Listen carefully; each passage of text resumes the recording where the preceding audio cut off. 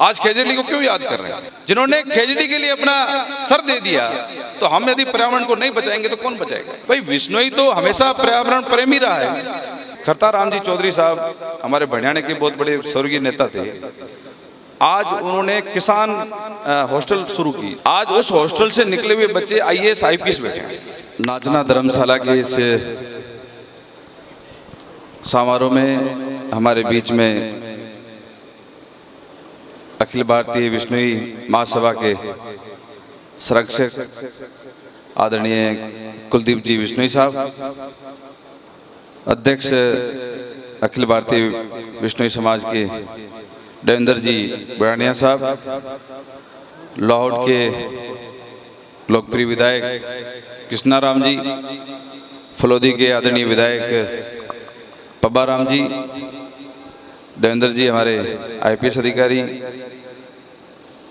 नोखा के विधायक बिहारी लाल जी, पंचायत समिति के प्रधान अर्जुन जी, सिताई ठाकर साहब, पूर्व सरपंच साहब, राजेश जी और तमाम यहाँ पर तेतरवाल साहब जो आगे बैठे हैं, भवनलाल जी हमारे यहाँ के जैसलमेर के अध्यक्ष और नाचना के अध्यक्ष बाखर जी साहब, यहाँ पर उपस्थित सभी सरपंचगण, समाज के सभी आदरणीय महानुभाव, किसी का नाम नहीं ले पा रहा हूँ तो क्षमा चाहूँगा।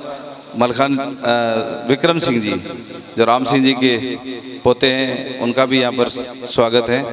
और मेरे सामने बैठे हुए सभी पिता तुल्य बुजुर्गों, माताओं, बहनों, नौजवान साथियों और पत्रकार बंधुओं, खास तो मैं कुलदीप जी का बहुत बहुत स्वागत करता हूँ। आप समाज के संरक्षक हैं और समाज के संरक्षक के नाते आप दिल्ली हरियाणा से या विशेष तौर से इतने छोटे प्रोग्राम में अपना वक्त निकाल के आए हैं, तो मैं पोकरण के विधायक के नाते आपका बहुत बहुत स्वागत करता हूं, क्योंकि आपके परिवार से भी हमेशा मेरे पिताजी का जुड़ाव रहा है और हमेशा आप लोगों का ये प्रेम रहा है।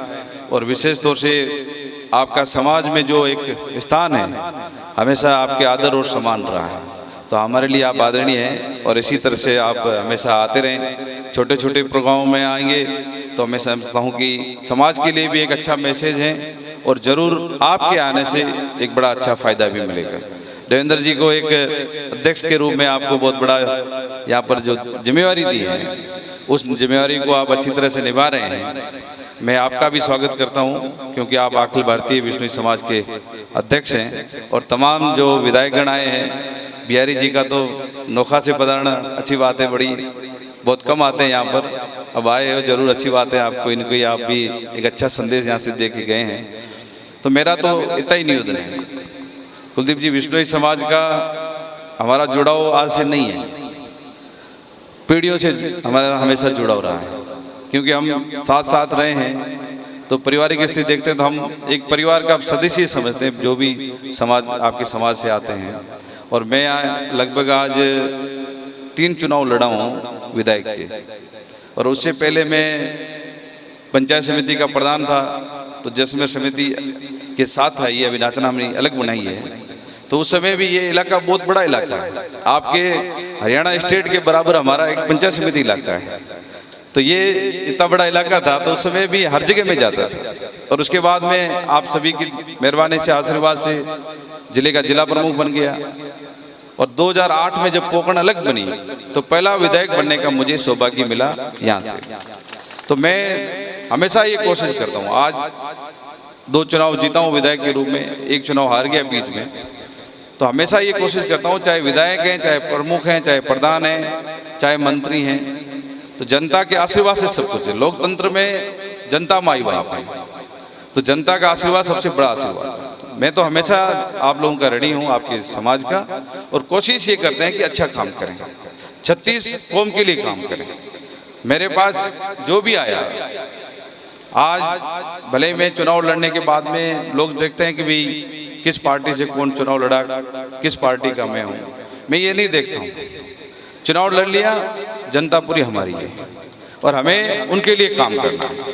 तो मैं चला के कहता हूँ, देखो आज मैं इस मंच पे स्वर्गीय राम सिंह जी विश्नोई जी को याद जरूर करूँगा। उन्होंने समाज के लिए जो काम किया ना वह अविस्मरणीय काम है। इतने अच्छे काम किए। नाचना उस समय सड़कें भी नहीं होती थी, जालूवाला जैसे इलाके में उस समय जाते थे। और शुरुआत इस धर्मशाला की जो शुरुआत की थी हमने, उस समय जो ये पास में कमरा बना हुआ है, उस समय जब मैं प्रधान था और मेरे चाचा प्रमुख थे, उस समय हमने थोड़ा सा पैसा देके इसकी शुरुआत की। तो अभी 1 साल पहले मैं यहाँ पर आया तो मैंने जब इनको जबरन कहा भाई प्रोग्राम रखो, मैं पैसा देना चाहता हूँ। ये अध्यक्ष जी बैठे हैं दोनों, अध्यक्ष जी आप मुझे कह रहे थे पैसे दो पैसे दो। मैंने चला के कहा कि भाई समाजों को पैसे दे रहा हूँ, आप पैसे लेना नहीं चाहते हो क्या? ये डिप्टी साहब बैठे, हमारे रिटायरमेंट हो गए, अभी यहाँ अभी डीएसपी थे, ये इनकी देन। इन्होंने कहा साहब नहीं प्रोग्राम रखो। तो कुछ लोग आए थे उस समय, आज भी ज्यादा संख्या नहीं है, कोस होने की जरूरत नहीं है। देखो कुलदीप जी आए हैं, तो आप बीकानेर से लेके फलोदी से लेके, चलो अपने गांव तो छोटे हैं तो रोज रोज थोड़ी आते हैं, तो आपको समाज में संदेश देना तो आज भारी संख्या में आना चाहिए आपको। तो चलो जो भी आए ठीक है, पर उन्होंने उस समय कहा कि आप हमें पैसा दो। तो मैंने चला करके शायद 10 लाख रुपए दिए, 10 लाख रुपए दिए यहाँ पर दूसरी बार। तो ये दोनों जो भवन बनाए, ये दोनों हमारे टाइम पैसा दिया हुआ है। और फिर अध्यक्ष जी को भगवान ने को सद्बुद्धि दी तो ये दुकानें बना दी, तो उससे थोड़ा एक अच्छा काम हो गया। अभी दुकानें बनी है, दुकानें तो चलो एक संचालन के लिए, पर यहाँ धर्मशाला का जो काम है, अध्यक्ष जी जो कह रहे हैं ना, ये धर्मशाला को हमें शिक्षा का मंदिर बनाना है। हमारे बच्चों को यदि अच्छी शिक्षा देनी है तो आज एक नाचना एक ब्लॉक है, इस ब्लॉक में आने वाले समय में आज चलो पंचायत स्तर पे भी सीनियर स्कूल होगी, अलग बात है, आने वाले टाइम में यहाँ कॉलेज बनेगा, बड़ी बड़ी संस्थाएं यहाँ पर आएगी। तो यहाँ पर समाज का वर्चस्व होना बहुत जरूरी है।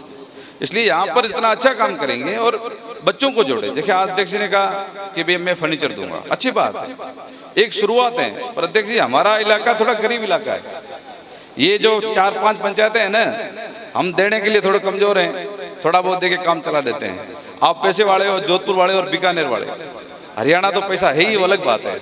पर वो पैसा जो आपका पैसा है, उस पैसे में थोड़ा हिस्सा जो है आप हमारे लिए थोड़ा निकालो। इस इलाके में जो यदि बच्चे सक्सेसफुल होंगे ना, तो उसकी आशीर्वाद और दुआएं उनके आपको मिलेगी। इसलिए अच्छी बात है, आपने न्योता भी दिया है। आप चाह रहे हो कि वहाँ जहाँ जहाँ मीटिंग है, जहाँ लोग आए तो वहाँ समाज के लिए काम करें, ये आपका हमारा एक दायित्व बनता है। पर आगे भी आपने कहा है, तो मैं तो हमेशा कहता हूँ भाई मुख्यमंत्री अशोक गहलोत साहब ने पहले हमारे रुपए थे 2 करोड़, क्यों पपाराम जी सही कह रहा हूँ गलत? 2 करोड़ से सीधे कर दिए 5 करोड़। अब 5 करोड़ रुपए हमें अशोक गहलोत ने दे दिए, अब हम कंजूसाई करें तो मतलब क्या है? मैं तो कंजूसाई नहीं करता हूँ बिहारी, कहीं कंजूसाई नहीं करता हूँ। और मैं कहता हूँ भैया व्यक्तिगत काम मत मांगो, मत मांगो, ऐसे बड़े काम मांगो। मेघवाल समाज ने कहा कि भाई धर्मशाला में पैसा देना है, मैंने एक झटके में 50 लाख रुपए दे दिए, तो वो शानदार वहाँ हो जाएगा। अभी कुछ दिन पहले जाट समाज में मैंने 25 लाख रुपए दे के मैं आया, तो वहाँ भी वो शानदार काम हो जाएगा।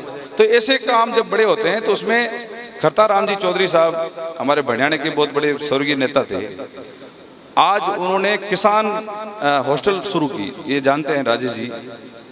आज उस हॉस्टल से निकले हुए बच्चे IAS IPS बैठे हैं, तो आज उनका नाम है कि देखो ये उन्होंने काम किया था उस जमाने के अंदर।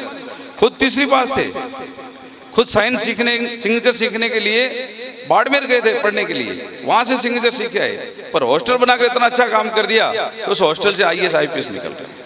तो हमें तो देखो शिक्षा में जितना अच्छा काम करेंगे तो ही समाज को फायदा है। अभी कृष्णाराम जी ने कहा भाई सरकार की योजनाएं हैं, अशोक गहलोत साहब ने 2 अच्छे काम कर दिए कि जितनी भी सेकेंडरी स्कूल थी एक झटके के अंदर सबके सब स्कूल, कोई पार्टी नहीं, सब जगह सीनियर हाई सेकेंडरी करके, और बच्चियों की जितनी स्कूल थी मिडिल स्कूलें थी उनको सबको कर दिया सीनियर हाई सेकेंडरी। सही कर रहा हूँ गलत कर रहा हूँ? ये बहुत बड़ा काम है। और यहाँ तक कह दिया कि मान लो किसी बड़े कस्बे में 500 बच्चियां पढ़ रही है उस स्कूल के अंदर, तो उस कस्बे को सीधा कॉलेज दे रहे हैं, सीधा कॉलेज दे रहे हैं। तो अभी हमारे यहाँ भी रामगढ़ में वहाँ कॉलेज बन गया। अभी रामदेवरा में मुझे वो प्रिंसिपल मिला कि साहब हमने 500 बच्चों की संख्या कर ली, हमारा कॉलेज कराओ। तो ये सरकार की घोषणा है तो ऑटोमेटिक हो जाएगा। तो हमारी बच्चियाँ आज इतनी संख्या में पढ़ रही है, यहाँ भी संख्या बढ़ेगी तो किसी MLA या मंत्री की सिफारिश की जरूरत नहीं है, सरकार की ऑटोमेटिक घोषणा है कि आपका यहाँ कॉलेज बन जाएगा। अनुप्रति योजना, मुख्यमंत्री अनुप्रति योजना कितनी शानदार योजना है। सरकार ने ये कह दिया कि गरीब का बच्चा, आज कई ऐसे बच्चे होनहार होते हैं, होशियार होते हैं, पर कभी कभी परिवार की स्थिति इतनी कमजोर हो जाती है, वो होनहार बच्चा घर पे बैठ जाता है। अब सरकार, मुख्यमंत्री जी ये कह रहे हैं कि गरीब का बच्चा भी क्यों नहीं कलेक्टर एसपी बने, क्यों नहीं डॉक्टर इंजीनियर बने। इसलिए जो बच्चा ऐसा है, ऐसे बच्चे को आगे ला करके अनुप्रति योजना में आप जोड़ें। उसमें इंस्टीट्यूट का जो पूरा खर्चा है, पूरा का पूरा खर्चा सरकार अपने खर्चे से देगी, और उसके रहने खाने पीने के लिए 40,000 रुपये अलग सरकार दे रही है। बताओ, इतनी शानदार योजना। अब अपन जानकारी नहीं रखेंगे, आप जानकारी नहीं रखोगे तो बच्चा वहां कैसे पहुंचेगा। इसलिए आप जानकारी रखो, ऐसे गरीब परिवार के होनहार बच्चों को आगे लेके आओ, ताकि वो बच्चा कामयाब होगा तो कहीं ना कहीं फायदा किसको मिलेगा, समाज को मिलेगा। आपस में कंपटीशन होगा कि आज बच्चा ये वहां चला गया, कलेक्टर बन गया, एसपी बन गया, डॉक्टर बन गया, तो मैं भी डॉक्टर बनूं। तो ऐसे कामों में हमें समाज के लोगों को आगे आना चाहिए। मैं धन्यवाद दूंगा, ये तख्तियां जो इतनी शानदार लगाई है। मैं दो तीन प्रोग्राम में गया हूँ, पता नहीं कौन लोग हैं, वहां मैं देखता हूँ कि ये, हाँ अभी पानी पिला रहा था, तांबे के लोटे में ओम प्रकाश जी, अच्छा लगता है। मतलब निस्वार्थ भावना से ये आदमी काम कर रहा है। मैं 3-4 प्रोग्राम में गया, सब जगह इस प्रकार की तख्तियां, तांबे के लोटे में पानी लेके आगे बैठे। तो इससे सीख लेनी है। इसका मतलब ये, तख्ती लगाने का मतलब ये है कि हमें इनसे ये सीख लेनी है कि हमें ये काम करना है। भाई विष्णु तो हमेशा पर्यावरण प्रेमी रहा है, तो हमारे पूर्वज यदि पर्यावरण प्रेमी रहे हैं तो हमें भी तो उसी रास्ते से चलना है। जिन्होंने खेजड़ी के लिए अपना सर दे दिया, तो हम यदि पर्यावरण को नहीं बचाएंगे तो कौन बचाएगा। हमें अपने पूर्वजों को देखना है, हमारे पूर्वजों ने क्या काम किया है वही काम हमें करना है। इसलिए मैं तो कहता हूँ, इसे सीख लेकर के अपने गांव के अंदर, पंचायत के अंदर भी ऐसा काम कर दें, तो मैं समझता हूँ सब जगह एक अच्छा संदेश जाएगा। आज खेजड़ी को क्यों याद कर रहे हैं, कुछ तो अच्छा काम हुआ था। आज ये सीट वाला आंदोलन क्यों हुआ, हमारे पूर्वजों को देखे हुआ कि उन्होंने भी आंदोलन किया था, हमें भी खेजड़ी के आंदोलन करना है। तो ये सब चीजें होती है रास्ते पे, अपन मार्ग पे चलेंगे अच्छे रास्ते पे तो अच्छा काम करेंगे। इसलिए आपका समाज अच्छा समाज है, और मैं तो हमेशा आपके समाज का ऋणी हूँ। लंबी बात नहीं कहूँगा, मैं तो हमेशा आपके लिए भाषण, बातें होती रहती हैं। कभी देखो सामाजिक मंच है, पर नेता लोग हैं तो कभी पॉलिटिक्स बात करते हैं, अपने स्वार्थ के लिए कह देते हैं, वो अलग बात है। पर मैं तो इतना ही कहूँगा कि समाज के सब आदरणीय लोग आए हैं, एक अच्छा संदेश बुद्धि देंगे, उस संदेश को घर घर तक ले जाएं, पहुँचाएं और समाज के लिए काम करें। बहुत बहुत धन्यवाद। अच्छा, वो 10 लाख रुपए भाई अध्यक्ष जी मैं और दूंगा। बहुत बहुत धन्यवाद सालिम अहमद साहब, आपने इतनी बड़ी बात को छोटी सी बात में कहा, कितना बड़पन है आपका। 10 लाख रुपए बिश्नोई धर्मशाला में परम सम्माननीय श्री सालिम अहमद जी मंत्री, कैबिनेट मंत्री राजस्थान सरकार ने बड़े दिल खोल कर दिया। जोरदार तालियों से स्वागत कीजिए।